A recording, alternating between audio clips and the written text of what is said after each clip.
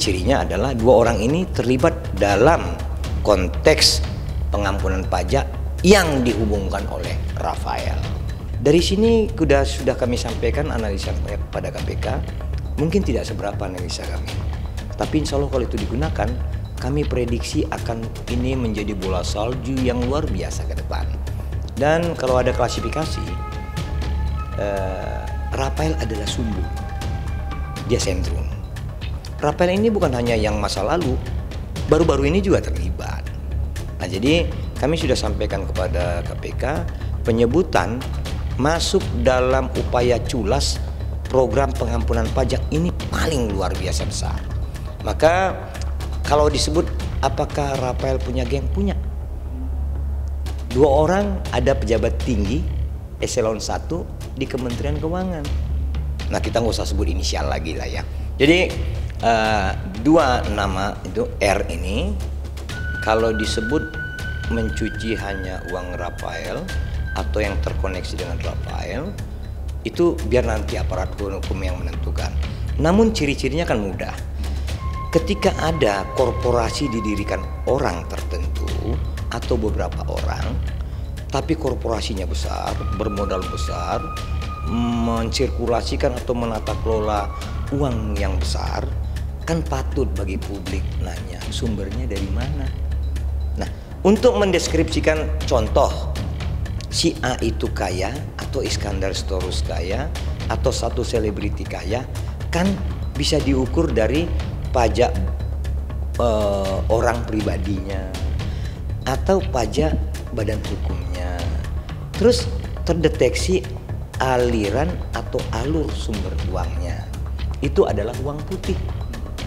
Namun ketika 3 poin ini tidak ditemukan, tidak bisa disampaikan yang bersangkutan, lalu saya menyebut contoh, saya orang kaya, saya punya triliunan, saya punya ini, kan menggelitik bagi warga Indonesia, netizen dan atau warganet atau orang-orang seperti kami untuk ingin tahu benar nggak ini gitu.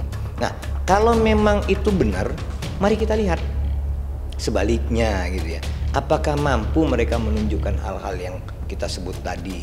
Dan ini tentu lebih membantu KPK untuk menelisik kok ada orang kaya baru ini terkoneksi, terhubungkan dengan Rafael, baik itu melalui keluarganya hubungan darah dan atau hubungan perkawinan atau hubungan semenda. Nah, jadi ini kan mudah. Tapi kan ketika publik disajikan hanya Rafael, istri dan putrinya diperiksa, kami ini nanyanya mudah, mantunya kok enggak ya? Kami bukan hanya sekedar bicara, tapi sudah menyajikan analitatif yang tertulis, terstruktur, menyampaikan berbagai inisial yang tentu dengan tingkat keamanan kami perhitungkan untuk tidak bisa mengambil langkah yang sebaliknya. Jadi kalau kita perhatikan, tentu skema untuk mencuci ini orang-orang pintar. Tapi percayalah, sepintar-pintar manusia, jika aib sudah dibukakan olehnya, kepintaran itu nggak ada artinya gitu. Apalagi publik kita sangat konsisten ingin mengawasi para penyelenggara negara ini. Kalau kita perhatikan yang dilakukan Rafael mencuci ini dari mulai keluarga inti, artinya satu darah berdasarkan perkawinan, meluas kepada teman seperti Kepala Kantor Pajak Jakarta Timur yang istrinya terkonsentrasi itu dengan istri Rafael. Ini unik. Bahkan nanti kalau kita lihat alurnya, ini terkonsolidasi pada saham-saham yang ditempatkan sampai kepada dari Virgin Island. Nanti kita lihat di situ.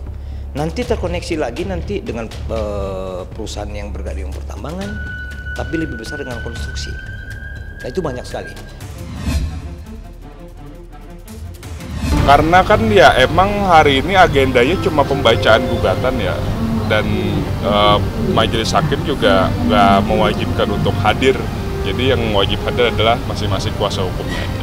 Pihak Bu Vena kan yang waktu agenda mediasi kemarin emang kita dari kedua belah pihak, kebetulan yang wakili kemarin Bang Imam ya Bang? Ya, benar sekali. Bang Imam, dari Bang Imam juga dapat instruksi dari Pak Ferry yang tidak setuju untuk berdamai, artinya lanjut ke agenda selanjutnya yaitu tetap pada perceraian. Berpisah ya? Sepakat untuk berpisah. Gitu. Nah, tahu kalau dari pihak Bu Vena, kita melihat dari pihak penggugat dulu, saksinya siapa, baru nanti kita akan hadirkan yang kira-kira bisa lah. Kita sudah tidak mau lagi klarifikasi, tunggu aja di persidangan. Udah, nggak butuh lagi klarifikasi. ya kita doakan aja semoga ini keputusan yang terbaik dan doain dan support mereka berdua, terutama Mama lah. Yang pasti apapun keputusan Mama, aku akan support dan mendoakan yang terbaik sih. Mau dari pihak manapun sih, ya jujur aku nggak peduli. Yang peduli kan Mama bisa lebih lega dan keputusan Mama tuh emang berpisah kan. Jadi gimana pun teknisnya ya nggak apa-apa sih menurut aku. Mau ngakunya dari pihak sebelah atau dari pihak kita, yang penting hasilnya kan berpisah, itu aja sih. Ya menurut aku sih semua orang sih wajar aja ya punya hak untuk ekspresikan gimana perasaan mereka gitu. Tapi setahu saya sih ibu saya cuma ngasih tahu fakta-fakta aja sih, nggak menjelekan, nggak memojokkan. Ya itu aja sih yang aku tahu ya. Dear Tiara, kamu masih muda, cantik dan berbakat. Kamu masih bisa dapet cowok yang lebih dari dia. Sekarang fokus banggain orang yang menyayangimu. Kamu sudah memiliki karir yang cemerlang. Saya memang tidak terlalu kenal dekat dengan kamu, tapi saya yakin kamu anak baik dan gak mau jadi korban.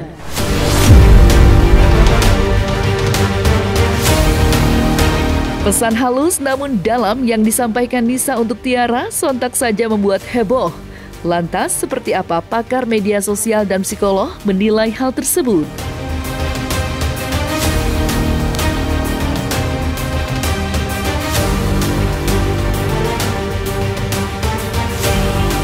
Pada dasarnya, seseorang pada saat dihadapkan oleh tekanan atau hal-hal yang membuat cemas, maka secara alamiah dia akan melakukan berbagai tindakan strategi psikologis untuk membuatnya nyaman. Satu bentuk pertahanan diri yang kita sebut mekanisme pertahanan diri atau defense mechanism, yang tujuan akhirnya adalah mempertahankan citra dirinya agar tetap positif dan membuat nyaman dirinya. Gitu. Nah, berbagai macam cara dilakukan, terutama salah satunya adalah dengan melakukan tindakan sadar yang gunanya itu untuk mengalihkan rasa-rasa atau emosi-emosi negatif itu kepada tindakan-tindakan yang berbeda atau tidak ada hubungannya dengan konflik tersebut. Gitu. Betul, bisa jadi karena kembali lagi tadi tujuan dari melakukan mekanisme pertahanan diri itu, tujuannya adalah tadi membuat dia nyaman, satu tetap mempertahankan citra positifnya dia kan, gitu. Supaya orang tetap mengenal dia sebagai figur yang baik, figur yang positif gitu ya.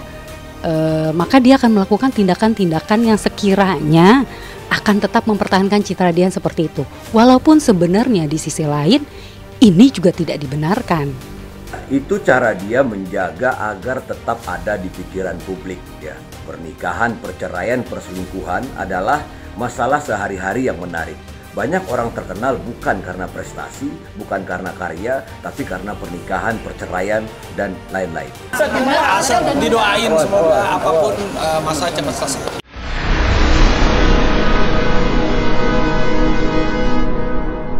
Jadi jangan lupa untuk subscribe Cumi Cumi. Ditekan ya tombol lonceng merahnya.